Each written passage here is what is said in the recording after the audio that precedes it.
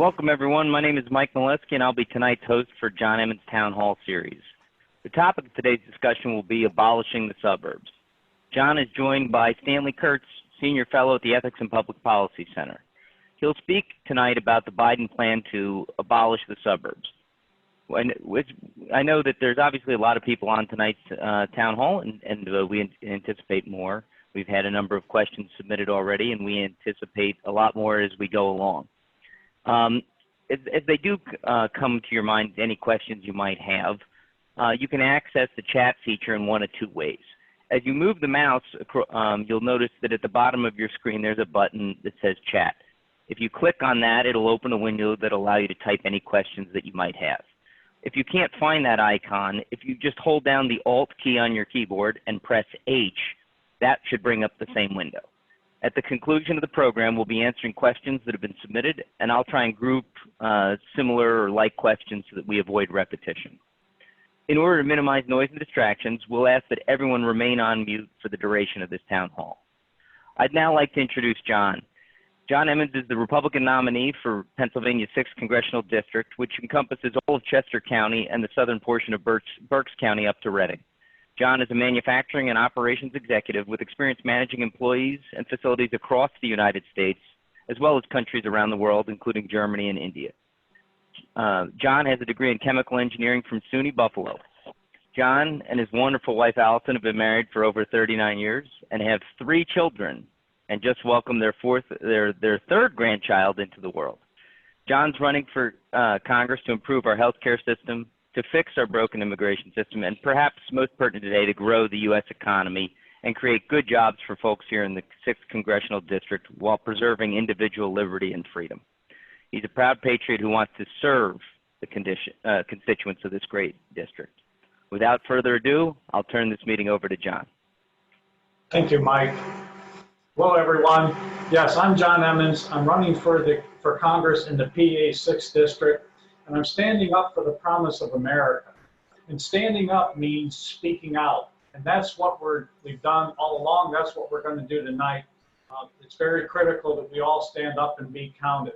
So again, thank you for getting on the call tonight. We have moved our town halls from Saturday morning to now a weeknight, Thursday night. I need to start, as we look at these last 90 days, I need to make myself available on Saturdays more than ever. So this is the right time to make this transition to a different town hall.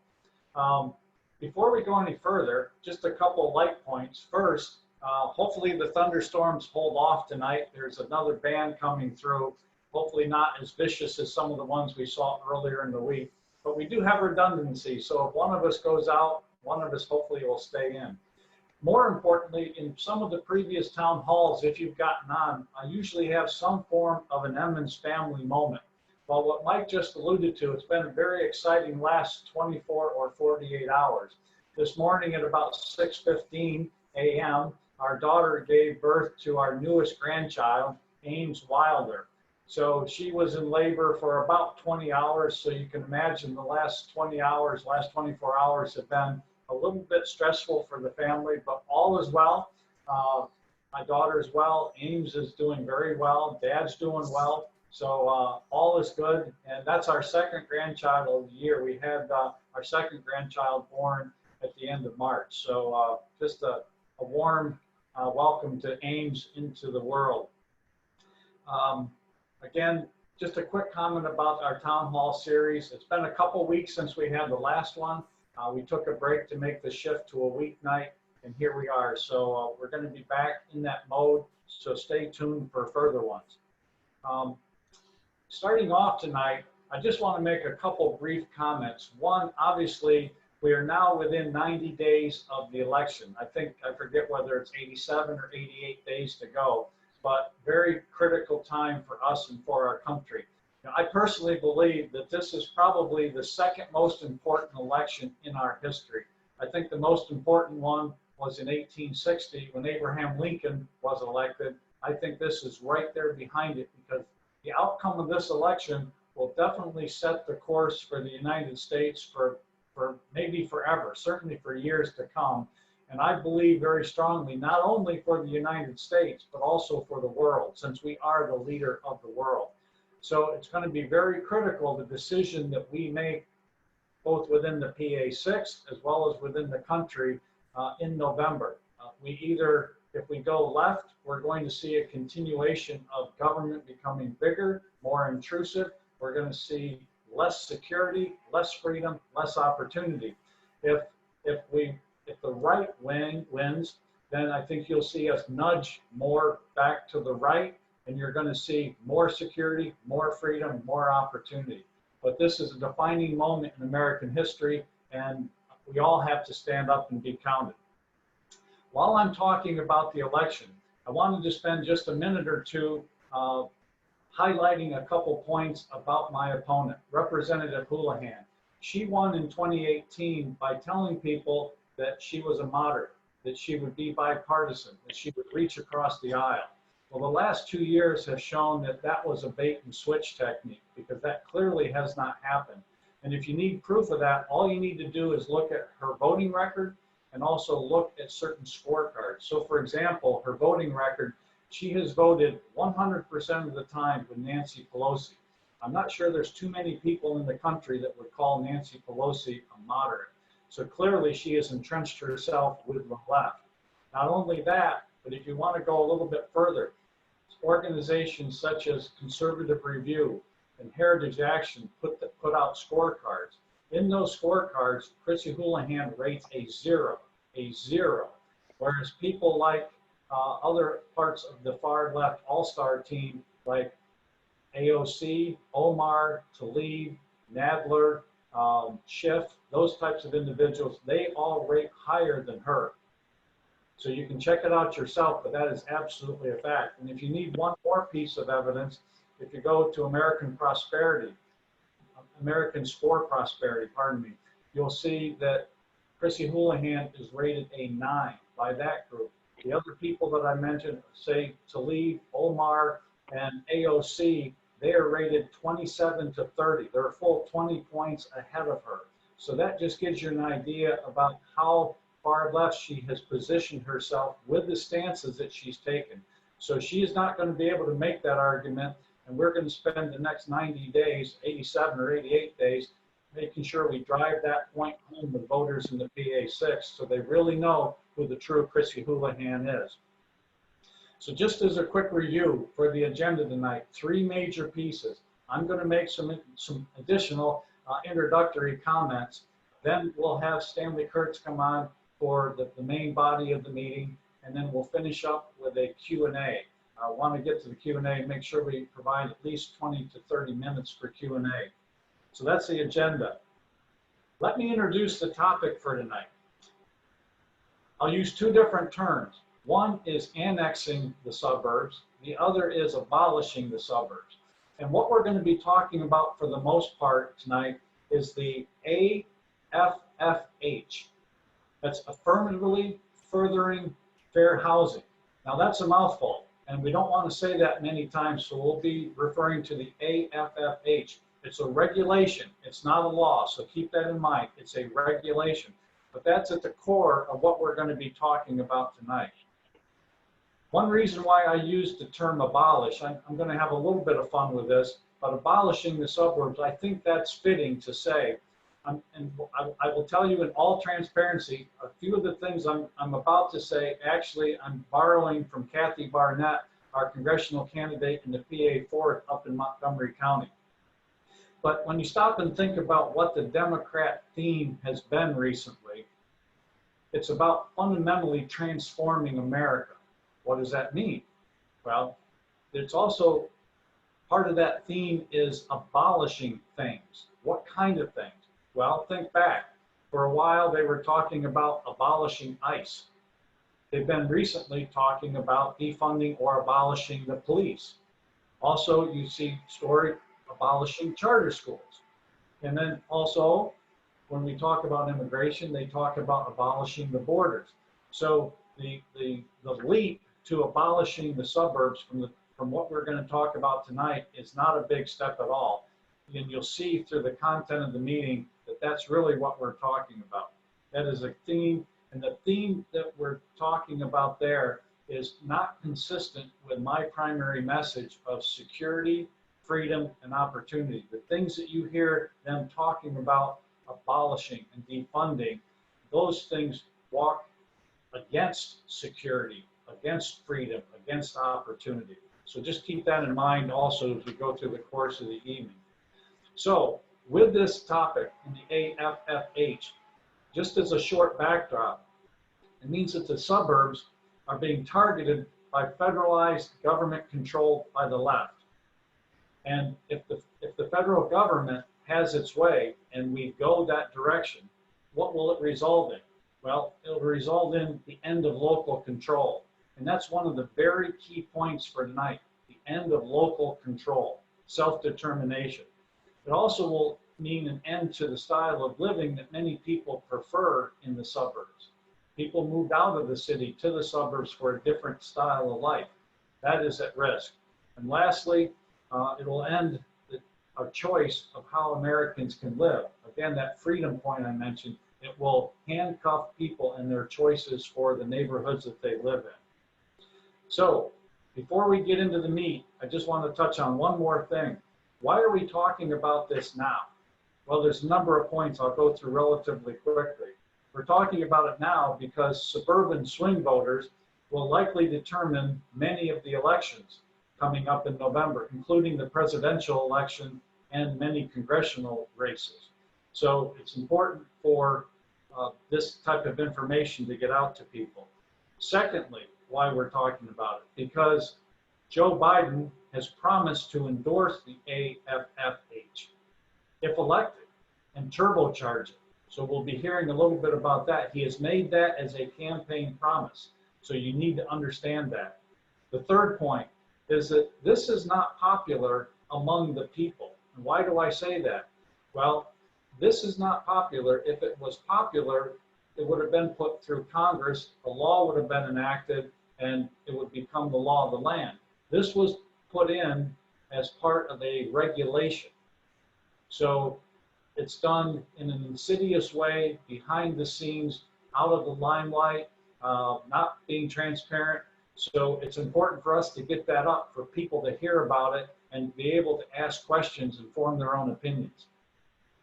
I already touched on this one. The next point is that people need to be informed to make a sound decision in November. And really, a fifth point, it's about federal government control. They want to control everything. We've seen that over the past, 10 years, going back even longer, but they want to control everything. It's the bureaucrats that know best. They think they know what's best for us. I happen to disagree. Lastly, and maybe my most important point, to me, this is actually an insidious process. But what do I mean by that? I am not a fan at all of the 16th Amendment. It's the one that I wish never would have happened. That's the federal income tax. Because what happens? You have the federal government come in, reach into your pocket, and extract tax dollars.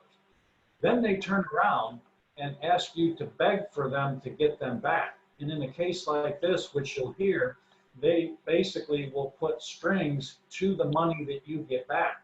And in this case, in some cases, they are diabolical strings. So it's an unfortunate situation where the federal government can extract money from you and then have you beg, and to get it back, you have to agree to things that you otherwise would not have. That, to me, that's very insidious and something that hopefully we can change at some point in the future. At the end of the day, because of that situation, they will withhold funding and coerce compliance. So again, something to keep in mind. So with that, let me introduce our guest, Stanley Kurtz.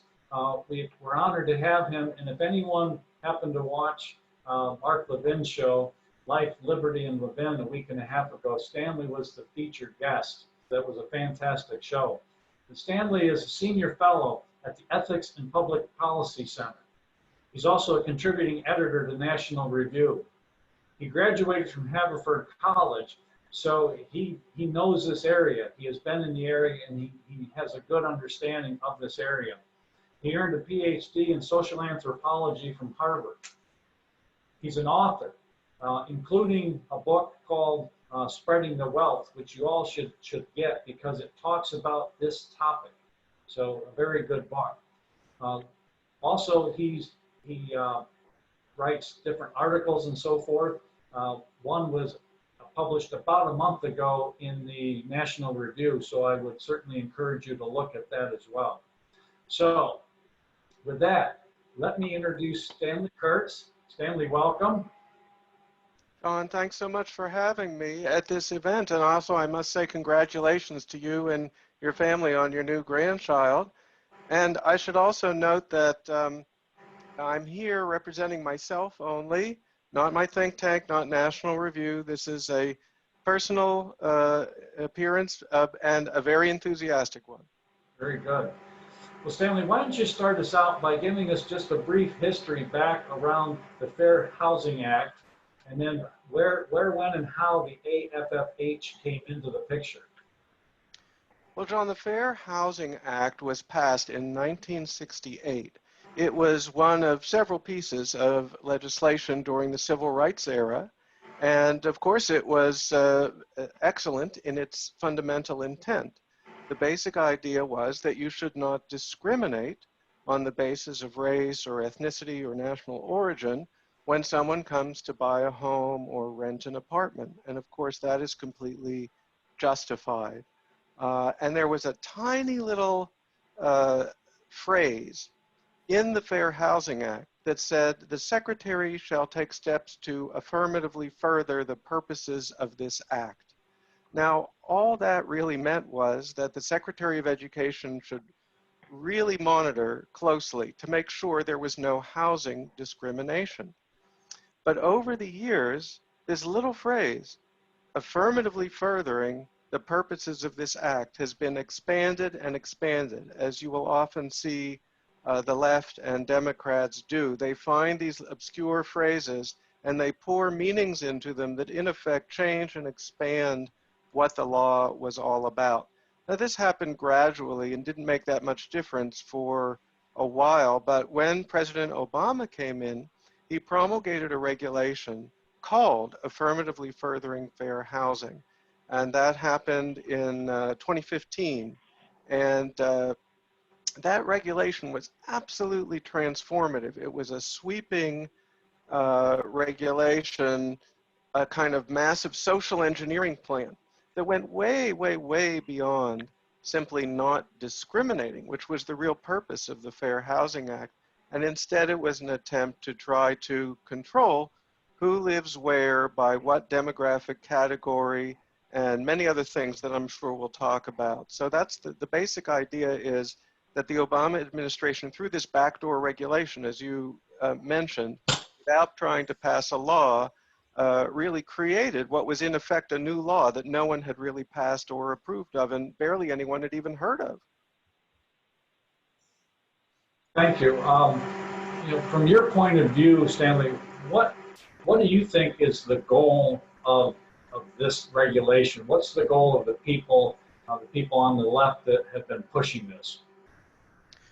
Well, the folks that created AFFH, and this is what I wrote my book about, they really don't think well of the suburbs. In their view, and in the view, frankly, of President Obama, the suburbs are, in a sense, fundamentally unjust. Because when people move out to the suburbs, they take their tax money with them.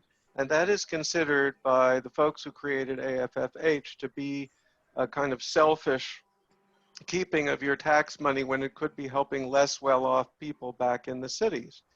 So the initial plan of this group of anti-suburban activists, which Obama was very much a part of in his community organizing days, was to have cities, large cities, literally annex their surrounding suburbs. And something like this actually happened in the 1900s. We saw New York grow and Chicago grew at the time by literally annexing their surrounding communities. This was done forcibly and without consent. And eventually, most states made that illegal, to annex a municipality without its consent. And where it wasn't illegal, it was politically unworkable. So these anti-suburban activists, community organizers and such, put their heads together and say, well, how can we create the same thing in effect? How can we allow large cities to control their greater metropolitan region, to essentially undercut the political and economic independence of the suburbs as if they were annexing them? And they came up with a whole series of plans, and none of it got very much traction politically, because when people got a load of what it was, they were very off put. But all of a sudden, a thunderbolt hits, and one of their number, Barack Obama, becomes president of the United States, and he stalks the HUD department with people who believe in these anti-suburban ideas, and they create this regulation. Okay. Well, since I'm an engineer, I always like to hear about mechanisms. How do things work? So in a case like this, how does the federal government get their hooks into a region, a suburb? How does that actually work? Well, here's how it goes, John. When you apply under AFFH for a grant from HUD, and I suspect that Chester County, just like Montgomery County and most counties in the country, apply for HUD grants. Usually they're called Community Development Block Grants. When you apply for that grant, a couple things happen. First of all, you have to sign a pledge saying that you promise to affirmatively further fair housing. And if you sign that pledge, you are putting yourself in legal jeopardy if you don't do everything that the new regulation says. You could be sued not only by the government, but by almost anyone. And this has actually happened already. But in addition to that, you have to start filling out an extremely elaborate demographic form. You have to explain where everyone in Chester County lives according to their income level, according to their race, according to their ethnicity, if they're immigrants, according to their national origin, according to their English language proficiency, according to their handicap status, and there are even a couple of other categories. And once you have done that, you have to compare the demography of Chester County with the demography of the greater Philadelphia metropolitan region. And if there are any imbalances in any of those demographic categories, you have to submit a plan to HUD to remedy those imbalances. And even that is just the beginning. You also have to, when you're filling out these forms, you have to catalog where everything is in Chester County that is called a community asset. Now, what is a community asset? Well, where are the good schools in Chester County? And are they better schools than the schools in other parts of the greater Philadelphia metropolitan region? Where are the parks in Chester County? Where are the transportation hubs? Where are the business districts where jobs might be available? And if there is any discrepancy between the availability of those assets to different demographic groups, both within Chester County and in comparison to the region as a whole, if, for example, there are more good schools in Chester County than there are in the city of Philadelphia, then you have to submit a plan to correct for that discrepancy. So this is a massive, as I think you can see, this is a massive social engineering scheme that will impose tremendous burdens, really, in a sense, almost impossible burdens on every locality that applies for a HUD grant. Yeah, that's chilling when you stop and you think about that. Now, I think people may be hearing this for the first time, Stanley, especially in this day and age of false media. And many people would probably think, yes, but can this really happen? Or is this all hypothetical? Can you tell us about the situation in Westchester, New York, where this actually did happen? Absolutely, John. Well, Westchester County was a kind of dry run for the AFFH. Since AFFH, the regulation, was put out toward the very end of the Obama administration, they never had time to enforce it, but they ran a kind of test of it because in Westchester County, which was a suburb of New York. This is actually where Bill and Hillary Clinton live, in Westchester County, a Democratic-leaning suburb in New York State. Now, a civil rights group sued Westchester County for false promise. Mind you, it did not sue Westchester County for discriminating in its housing on the basis of race or ethnicity or national origin, but rather for false promise. What does that mean? It means that when Westchester County got its HUD grant, it signed that form I mentioned that said, we promise to affirmatively further fair housing. And the judge was sympathetic in that case to this very broad definition of affirmatively furthering fair housing, where even if there was no housing discrimination, if there were any discrepancies in where the different demographic groups lived, the judge seemed to be leaning toward approving of the suit. So then Westchester County, which was run by Democrats at the time, went to the Obama administration and said, we're going to settle this suit. Can you give us a plan, an agreement to settle this suit?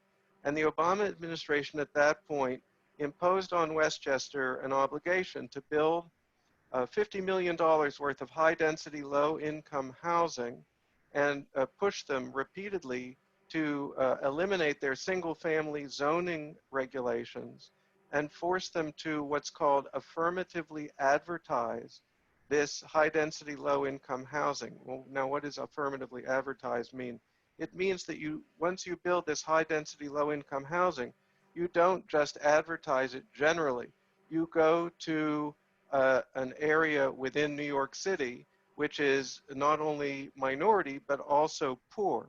And you specifically advertise it in that community to try to draw people from that community into that housing in Westchester County. So basically, the Obama administration forced Westchester County to spend tens of millions of dollars on people who didn't live in their district and nullify their own zoning laws.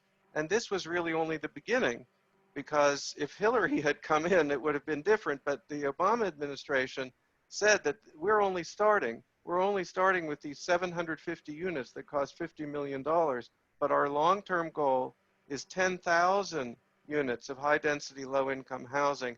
And if you calculate out the expense of that, you would have to raise the taxes of people in Westchester County by 100 or 200% to pay for it.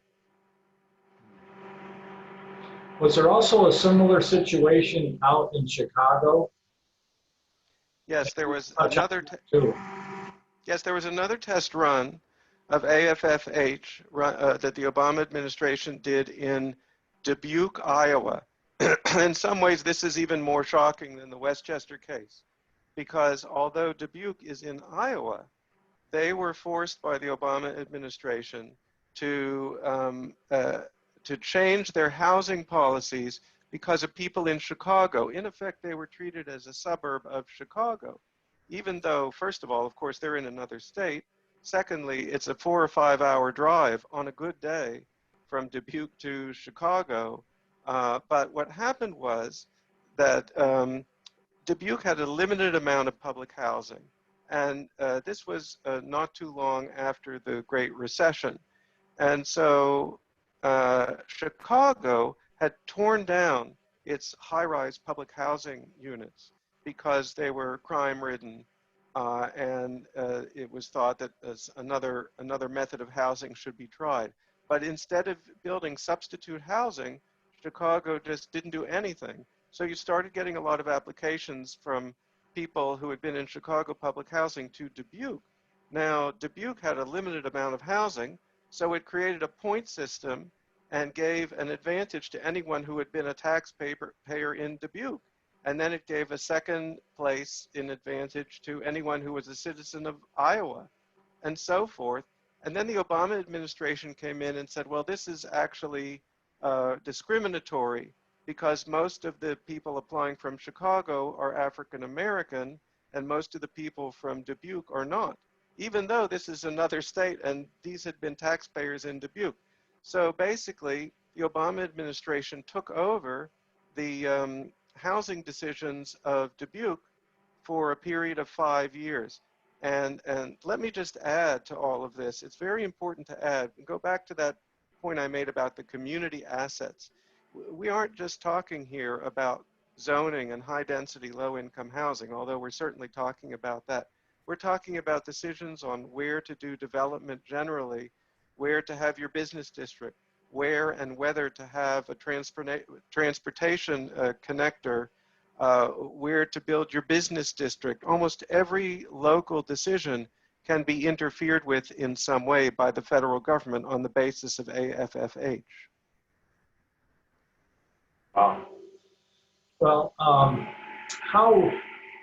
what defense do we have, do the suburbs have? We have, and I know you said that this is linked to HUD, and I've done a little research, and it looks like Chester County takes about $2.5 million a year of HUD grants. Is one option just to refuse those? And is that defense enough, or are there other aspects of this that we need to know about? Well, you could refuse the grant, and that would be a good strategy, although it has serious costs. But Vice President Biden has a plan to prevent you from wiggling out of things in that way. You see, if you don't take the HUD grant, there are several advantages. You don't have to sign the form, which could get you sued, just like Westchester County was sued.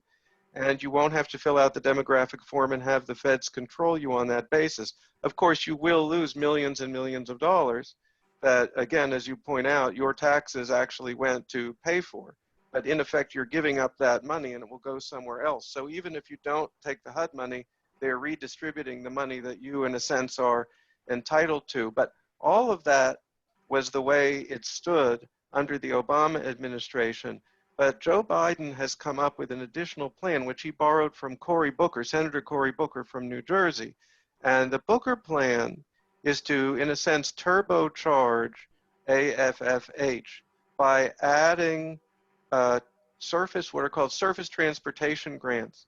That means if you don't eliminate your zoning for single family homes, then you won't be allowed to participate, Chester County won't be allowed to participate in any state road repairs that draw on money from federal surface transportation grants, which is probably almost every state road repair in Pennsylvania.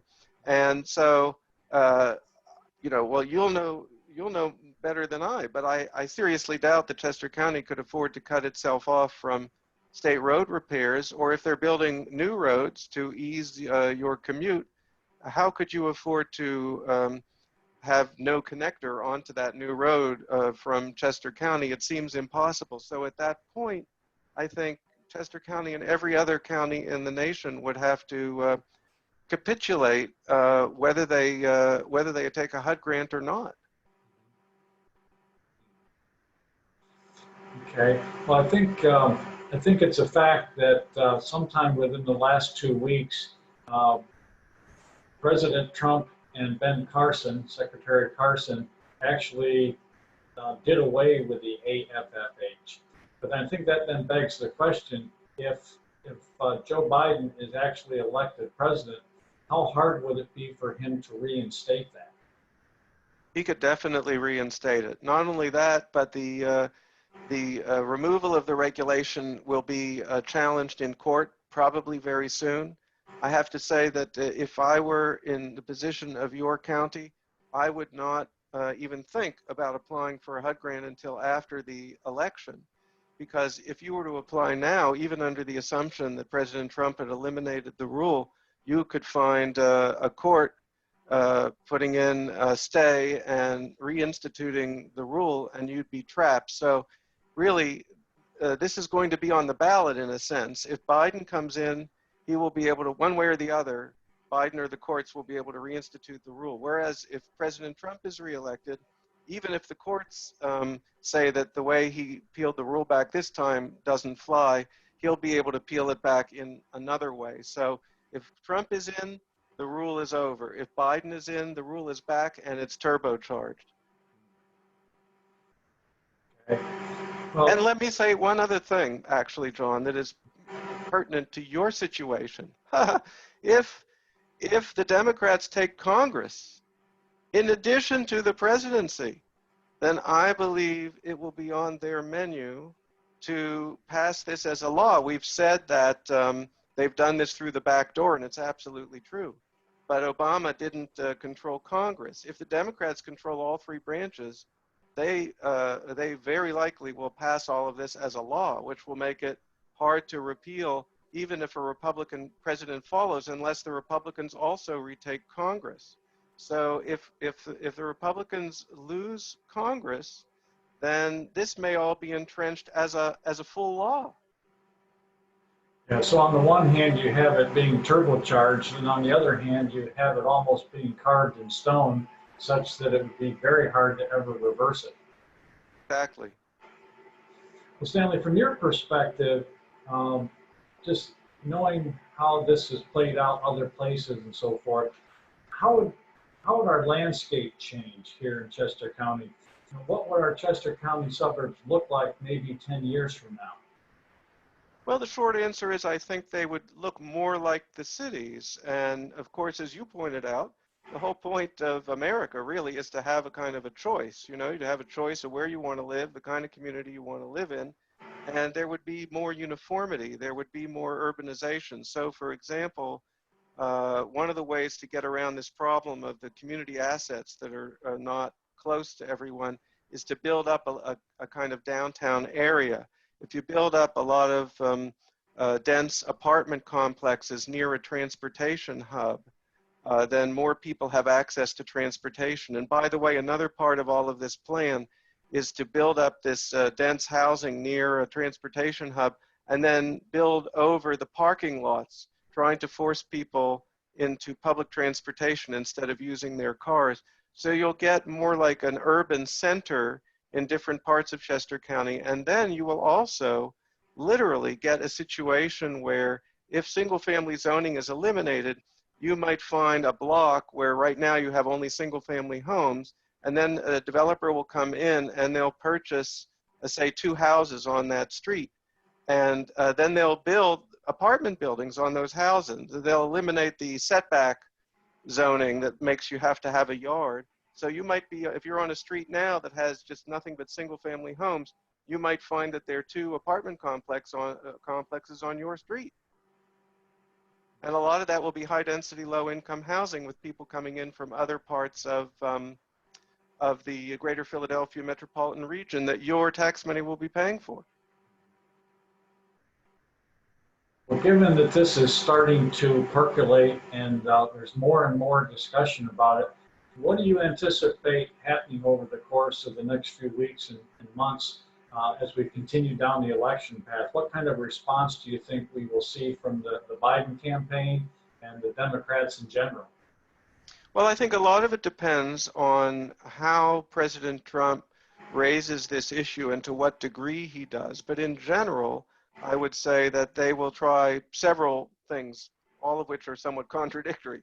On the one hand, they'll try to ignore the whole issue because once people learn what's actually in AFFH, they generally don't like it. That's why it was done through the back door to begin with.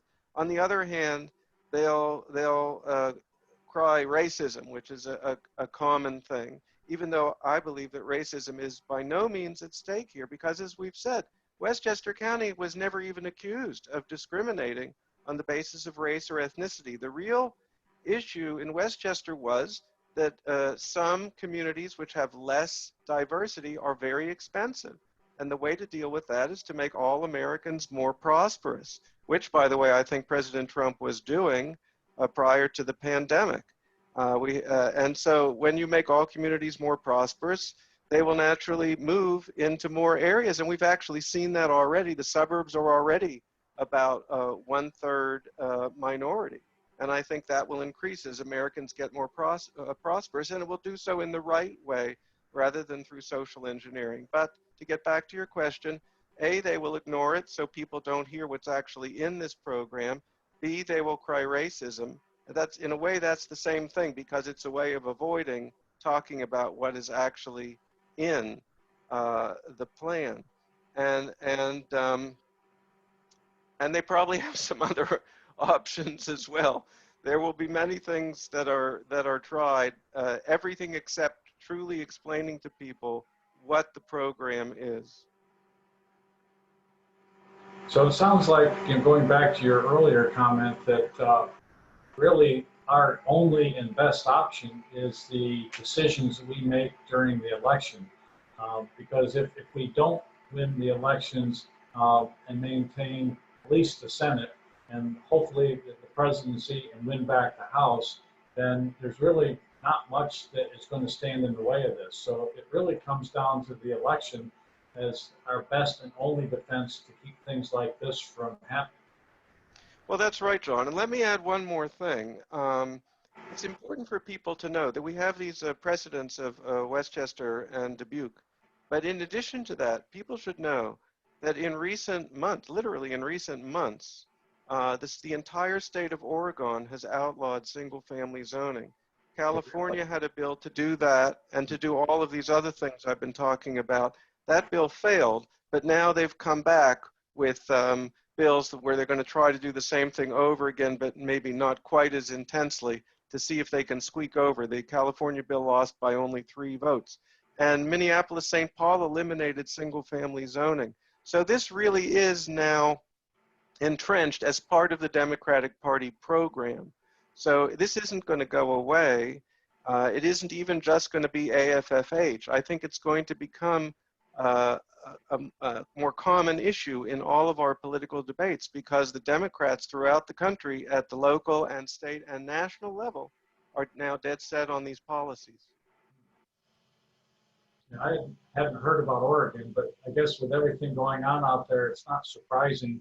But it is, as I said earlier, it's chilling to think that things have progressed to that point where they're that open about that, the intent to do this. Well, I think maybe what we'll do now is begin to transition over to the Q&A. I want to hear from the folks out there. Just a couple points, though, as Mike is looking at the questions and aggregating them. One, I think one thing I wanted to mention to the audience is that when you stop and you think about this, this is largely, if not exclusively, about governmental control.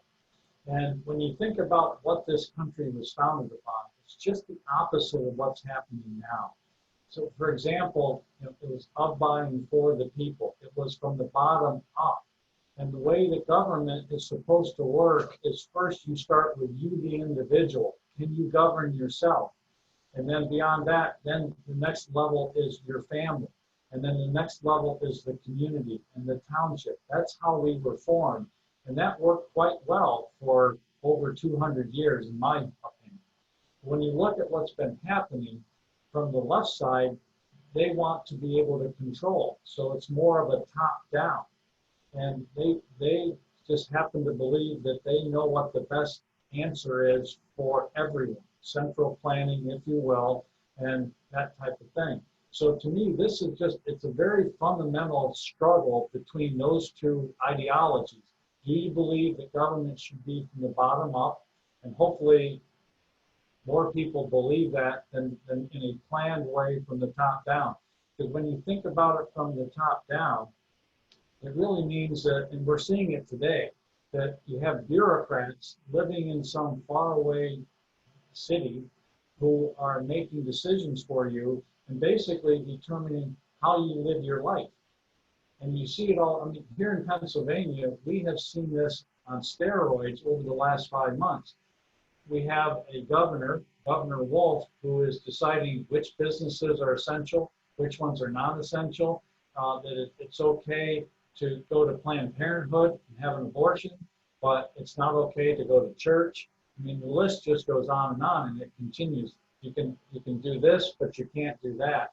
And really, this is just a window that we, if there is any silver lining whatsoever in COVID-19, is it's shown what people will do when given that kind of power.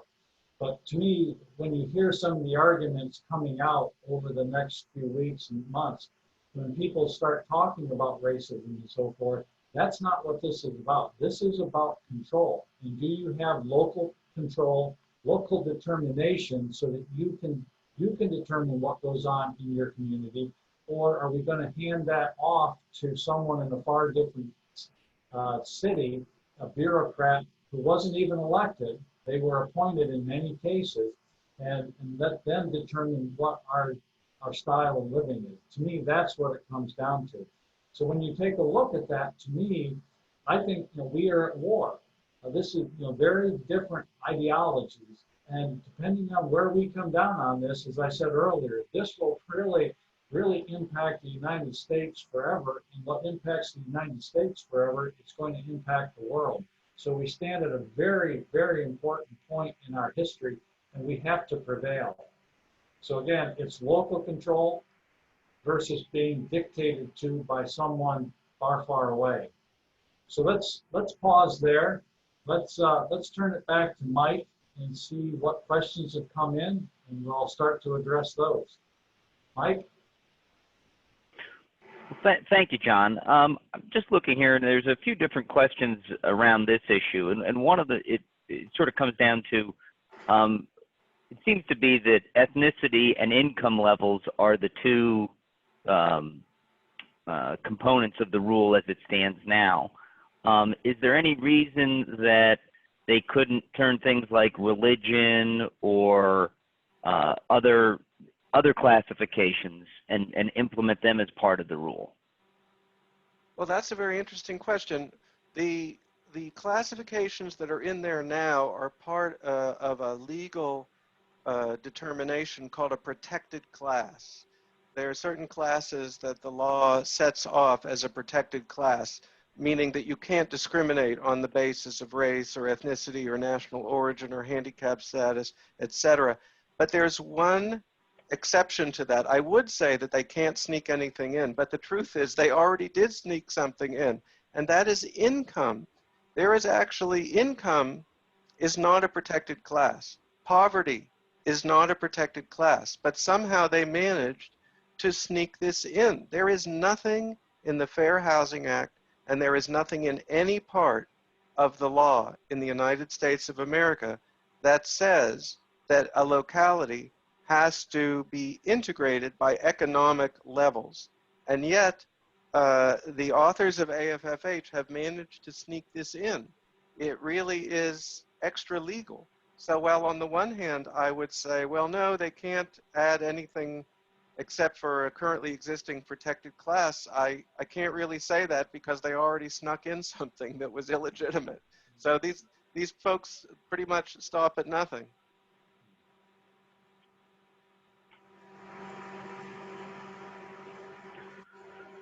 Thank you. I guess another question that's in here is, I guess, are all these community grants, are they only available under this rule, or at least when the Obama administration had implemented it? Were all HUD grants, was this a stipulation for all of them, or was it just a subset of them?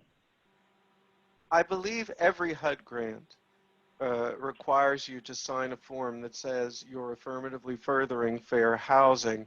Now, the community development block grants are by far the most popular and widespread HUD grant. And I'm not 100% sure as to whether if you have a different HUD grant, you have to fill out the forms. That may only go with the community development block grants. But with every HUD grant, I believe you do have to sign a promise to affirmatively further fair housing. And if you don't do that, you could be sued. And by the way, I want to emphasize that just filling out the form itself could get you sued, because on the form, they force you to put a check in boxes to explain any demographic discrepancies in your county. And so one of the boxes says zoning. Is zoning an explanation for demographic discrepancies? Or is community opposition, that's another category? Or is the failure of you to join a regional governing consortium, which means is the failure of you to collaborate with other parts of the greater Philadelphia metropolitan region?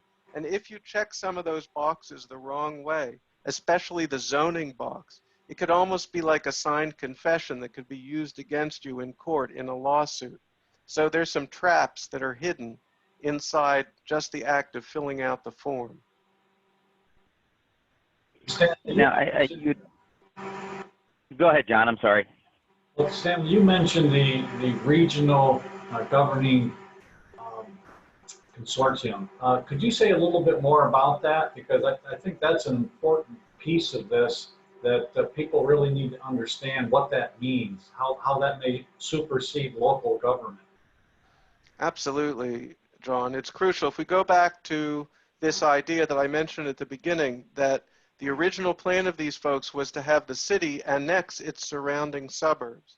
And when they couldn't find a way to legally do that, they came up with these workarounds. And one workaround is to create something called a regional governing consortium.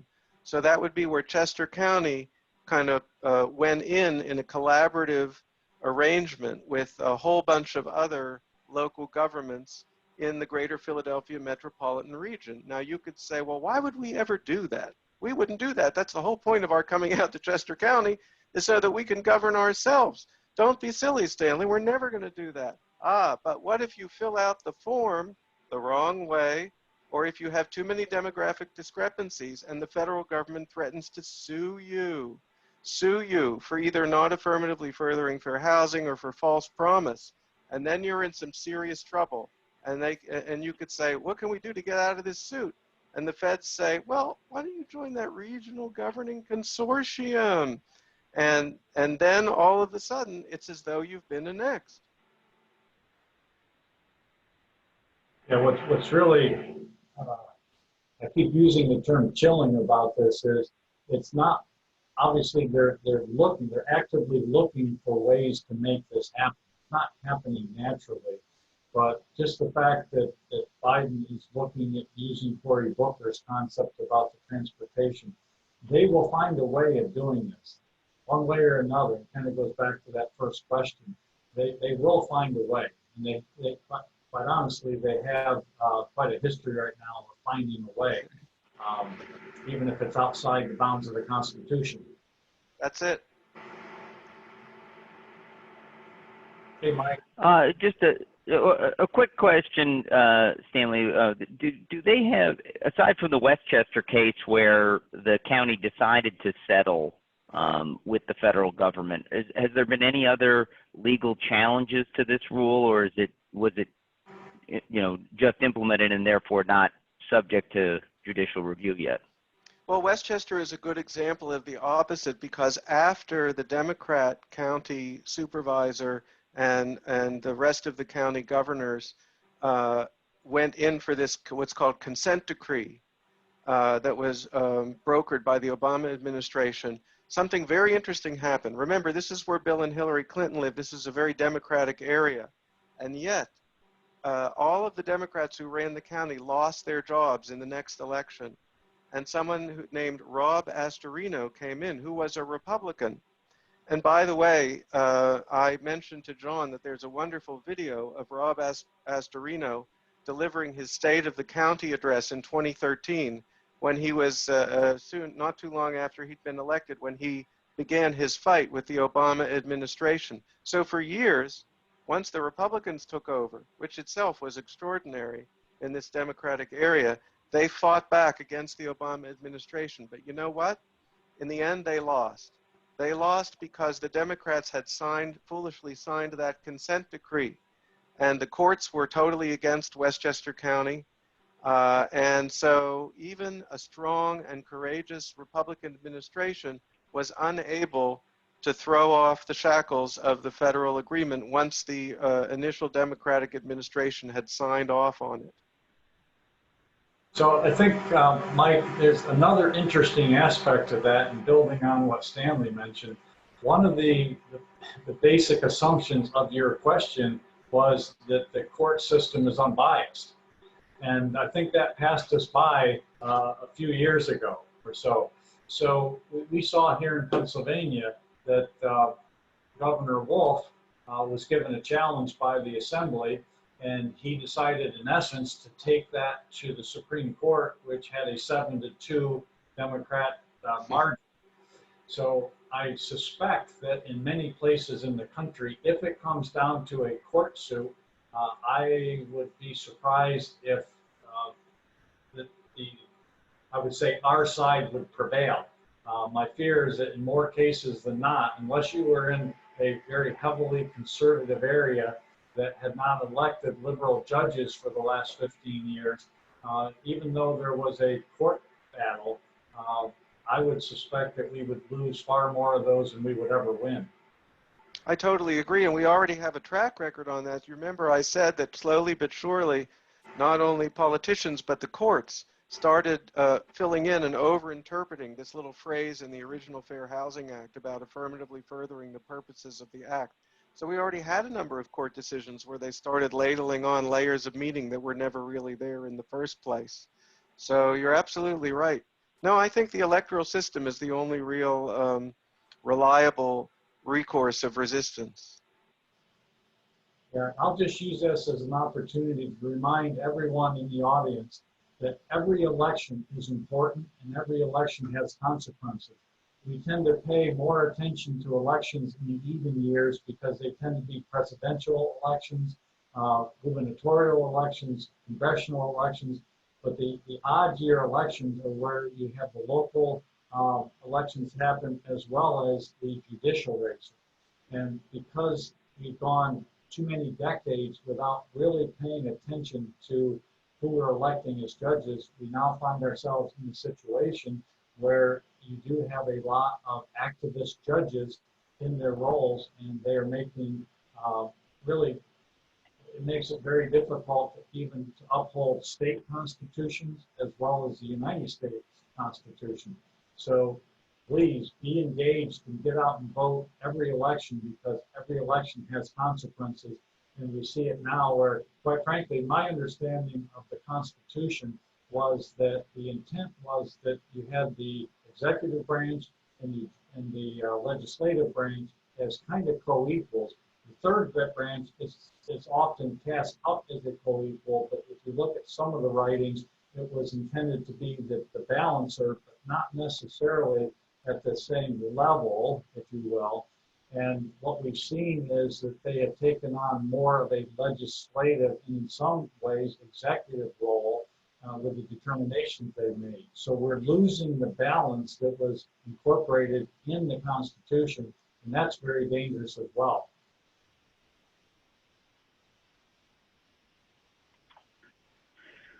Well, and Stanley, here's another question. I know that, and this may be specific enough that you don't have an answer to it, which should be fine. But obviously, Pennsylvania, the Commonwealth of Pennsylvania has a open space program where it allows municipalities to buy land easements that prevent overdevelopment of property in the county or in the municipality. Is there, in your estimation, is there any chance that the federal government could effectively nullify these open space easements and, force municipalities that have too much open space to go develop high density housing in its place? Well, I don't know about that particular program in detail, but when you say effectively nullify, I think effectively is the key word. The federal government probably can't come in and formally nullify a Pennsylvania law or program. But anything that your jurisdictions can control, if Chester County's government or any of the municipalities within Chester County have control over these easements, then the federal government can pressure them under threat of a lawsuit or loss of grants to do what the feds want them to do. So basically, they're going to make you, let me give you another example. Going back to Westchester. Westchester tried to resist. The federal government technically cannot override your zoning. All they can do is demand that you give them a plan, and they either approve the plan or not. So time after time, the federal government asked Westchester to give them a plan, and every time Westchester handed in the plan, which did not include nullifying their zoning, the federal government said, that's an unacceptable plan. And Westchester came back again with another plan that did not nullify the zoning. Finally, because of that consent decree, Westchester had to give in. But the point is, the federal government will ask you for a plan, and until you give them the plan they want, they won't accept it and you won't get the money. And in the meantime, you might get sued. in which case you'll probably lose. And that's not even to talk about the Booker plan, which Biden has now promised to do, of having you risk losing out on state road repairs. So if you control it now, the federal government still has levers to make you, it's almost like a marionette, like they're lifting the strings and making you do something that technically only you can do, but they have enough levers to force you to do that. With your own money. Yes. That's what folks, we really need to really understand that point, because that's somewhat separate from this, but it's a basic point about our government, in that they extract money from us and then they use that money to force these types of things to happen. I don't know what could be worse than that, except I think what our government has been learning recently is they don't even necessarily need to extract the money from us. They just go and print more and dangle that in front of us. So it is a very serious time with very serious consequences. So obviously it is very, very important time frame here in the next 3 months. Another question, I guess, and I think many of our listeners may not be familiar with the United Nations Agenda 21 plan, but Stanley, is this related to that in any way? Is it in concert with that I guess it's now 2030 plan, I guess they're calling it, but is this related at all, or is this its own entity, so to speak? Well, in terms of the actual substance of it, it's extremely similar to Agenda 21. The only difference I have with the Agenda 21 idea is I don't think the United Nations is causing this. If the United Nations disappeared tomorrow, all of this would keep happening, because there are already these leftist community organizers, and by now big chunks of the Democratic Party have embraced this idea on their own. They're not doing it, if they ever were, because the UN is telling them to do it. But it's because the UN is a left-leaning body, and the Democrats are left-leaning, and left-leaning people tend to like these ideas. But sometimes it goes under the name of smart growth. There are different words for it, but the concepts are quite similar, and you find anywhere you find people with a left-leaning idea, you will find them sympathetic to these planning notions and hostile to the suburbs. But so I think this is quite similar to the substance of Agenda 21, but it's not being caused by the United Nations. It's being caused because the Democratic Party has now accepted this of its own free will. One little provincial question here. Someone who's a former native of Oregon was asking when the state actually voted on that to eliminate the single-family housing zoning. I think it was in July, maybe even late July. This is really very recent, and it's important to emphasize that, well, our federalist structure is we have the local governments on the bottom, which are the real foundation, and which is indeed the sort of uniquely American focus. You don't find this in France. In France, things are very centralized. In America, things are local first. And then you have the state governments, and then you have the federal government. Well, the Constitution technically gives the state government control over localities. Now, by tradition, localities are given considerable scope, but technically the state can force localities to do anything it wants. It doesn't usually. And we've seen something similar. There's another aspect of all of these plans called regional tax base sharing. And it's been adopted in only one place. The suburbs around Minneapolis-St. Paul have to kick in a share of their tax revenue, which is then redistributed into Minneapolis-St. Paul. And so this is a way, again, of effectively annexing the suburbs. Now, how was that passed? It was passed by the state legislature. It took 3 successive sessions for the bill finally to pass, but it just squeaked through, And since then, the suburbs surrounding Minneapolis-St. Paul have been unable to throw it off. So you see, a state can make its localities do almost anything. In fact, states could literally take over a locality. I've heard people speculating that New York as a state should maybe take over New York City and stop it from cutting all the police money off or something like that. So Oregon as a state was able to sweep away single-family zoning throughout the entire state. So you get a blue state. If Pennsylvania, which is not so blue as Oregon, but if you have an election, maybe this one, in which the legislature becomes extremely Democrat dominated and you get a left-leaning Democratic governor, the same thing could happen in Pennsylvania. I guess, you know, Stanley, there's a lot of people who are saying, well, surely, you know, this has to be just a few Democrats, not really the Democrat Party. Has anyone, I mean, one of the specific questions is about whether Chrissy Houlihan's come out and spoken against it, the current representative for Pennsylvania's 6th district, or any prominent Democrats who've, or, you know, sort of blowing the whistle on this and saying we can't have it. That's a great question. Of course, I haven't heard anything from the Democrats. I'll give you an example I do know about. I've mentioned a couple of times that Bill and Hillary Clinton lived in Westchester County.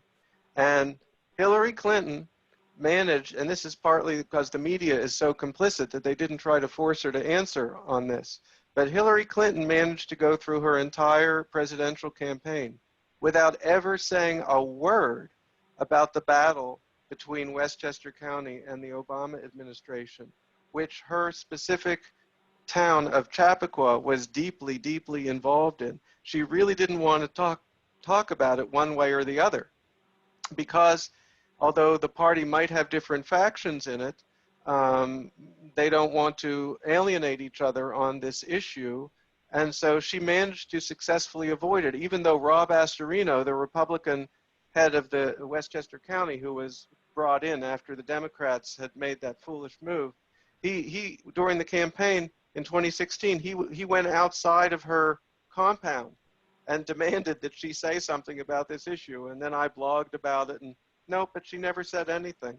So clearly they don't want to talk about it, because if some Democrat, right now, with all of the Democrats attacking President Trump for removing the AFFH rule and saying what an outrageous thing he has done, what would happen to a moderate Democrat who said, well, I don't know, I don't think this AFFH is a good idea?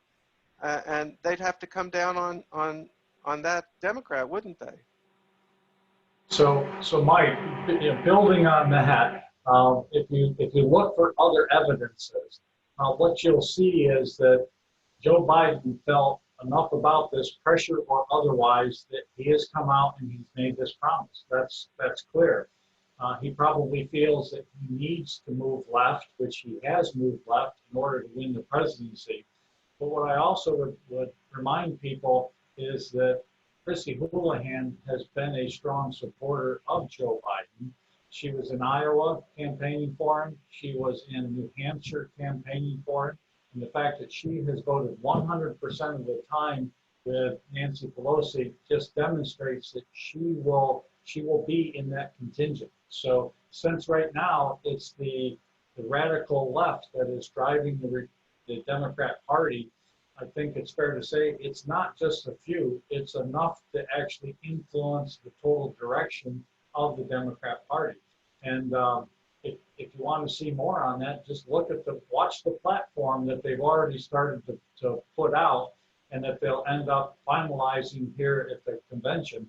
Look how radical that will be. And I think that will answer it. It can't be just a few people. There has to be a preponderance of people in the party that will drive that, and that's what we're seeing. Well, thank you. I looking at the clock now, and we've run about 10, 11 minutes over what we had promised people, and I think we've gotten to most of the questions, at least the categories of questions that people have asked. So, did you have any final thoughts you wanted to share? Any points that we missed here tonight? Let me offer that to Stanley first, and then I will wrap up. I think we pretty much covered it. Okay. All right. Well, I'll just start first by saying thank you, Stanley, for you being available tonight. It's fantastic. It's great. And folks, what I would hasten to say is we will have this tape on our YouTube channel probably in a few days once we have a chance to polish it up and so forth. If you also want to hear this again, just go online and have a chance to listen to Stanley on Life, Liberty, and Levin from a couple weeks ago. That's also extremely informative. And just stay tuned because you're going to see more and more of this topic being brought up. This obviously is very important. This is one of many, but when you step back and you look at what we're talking about here, it's largely what I talked about earlier. It's this ideology. Is it government from the bottom up, or is it from the top down? Is it more and more government reaching into your business, or is it less? On previous town halls, I've talked about the fact that, to me, there's a clear distinction between the two. The Democrats tend to focus on identity politics. They tend to divide. They pit one person against another. They tend to bring down, whereas Republicans in general, we want to raise up. We want to multiply. And it goes along with security, freedom, and opportunity. So I don't think there could be a clearer distinction. And many times these things don't feel like they may necessarily hit close to home. But here's a clear example where if we go down the wrong path, it could and most likely will come home to roost fairly quickly and very substantially change what our neighborhood looks like over a relative short period of time. So our best and only hope is to elect the right people that will fight for you, fight for security every day, fight for freedom, fight for opportunity, and fight to keep government from just continuing to get larger and larger and more intrusive all the time. That's what I commit to. If you send me to Washington, I will fight every day against this type of government overreach. And I will fight every day to improve security, freedom, and opportunity. So I will pause there. Mike, do you have any last things you want to share with folks? Well, first off, thank you, John. I wanted to thank everyone who submitted questions, whether it was via the chat or private chat questions that I received. We did also get some via email and text. So thank you to everyone who submitted questions. They were all thought-provoking and helpful. Also like to encourage everyone to talk to your friends and neighbors about this. This is not an issue you're going to see a lot about on the news every night, but it's something that's important that's going to affect everyone's life in a very personal and direct way. And the more people who know about it, the more people we can have an honest and open debate about it as we move forward. I also encourage you, if you are interested in getting involved after hearing more about this, that you go to, you can either email us, contact us on Facebook, go to the website. You can volunteer. We have plenty of opportunities for you. If you prefer to make a donation to the campaign, there's also the ability to do that through our Facebook page. But thank you for attending tonight, and thank you for your interest, and we hope to see you more involved in the future. Thank you, everyone. Take care. Have a great rest of your week. Thank you, Stanley. Thank you. Thank you, John. All right. Take care.